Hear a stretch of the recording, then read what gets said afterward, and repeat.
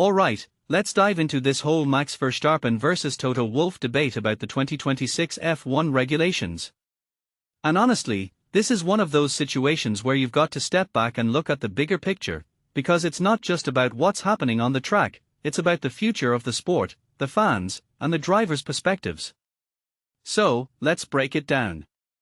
First off, Max Verstappen calling the new rules Mario Kart and saying fans who enjoy it don't understand racing? That's a bold statement. Personally, I think what makes this really interesting is the tension between what drivers want and what the sport needs to evolve. Max is a full-attack kind of driver, and these regulations, with their lift and coast mechanics, are clearly frustrating him.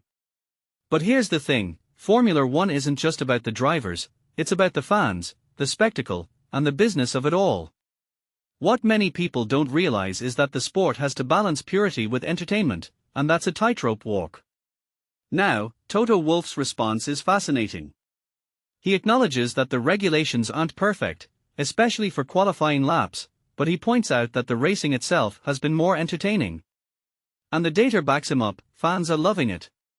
From my perspective, this raises a deeper question: should F1 prioritize the driver's experience or the viewer's enjoyment? It's a tricky balance, and I think Wolff is leaning toward the latter, which is a pragmatic move for a team boss. One thing that immediately stands out is how Wolff frames this as a car-specific issue. He's saying Max's struggles are partly because of Red Bull's setup, not just the regulations.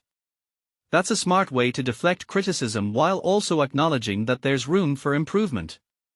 But here's where it gets interesting: if you take a step back and think about it, this isn't just about Max or Red Bull, it's about how different teams adapt to change. Some teams thrive, others struggle, and that's part of the sport's DNA. A detail I find fascinating is Wolff's mention of the good old years when there was no overtaking. He's right, nostalgia can cloud our judgment. The sport has evolved, and what worked in the past might not work today. What this really suggests is that F1 needs to keep innovating, even if it means challenging the status quo.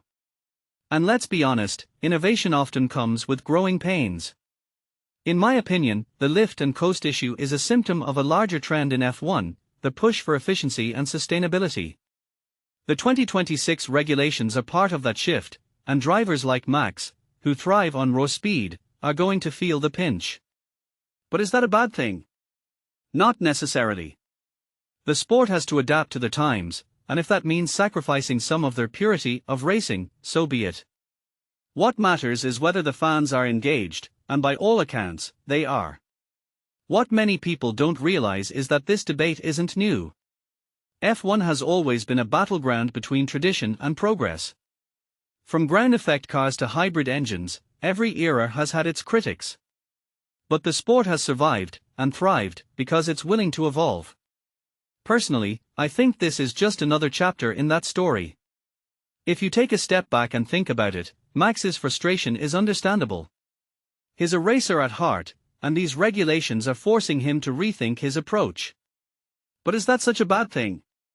Maybe this is an opportunity for him to grow as a driver, to adapt to a new style of racing. After all, the greatest drivers are the ones who can overcome adversity. This raises a deeper question: what does racing even mean in 2024? Is it about flat-out speed, or is it about strategy, overtaking, and unpredictability? Wolff seems to think it's the latter, and the fans agree. But that doesn't mean Max's perspective is invalid. It's just a different viewpoint, and that's what makes this debate so compelling. A detail I find fascinating is how Wolff uses data to back up his argument. He's not just saying fans like it, he's showing it. That's a smart move, because in today's world, data is king.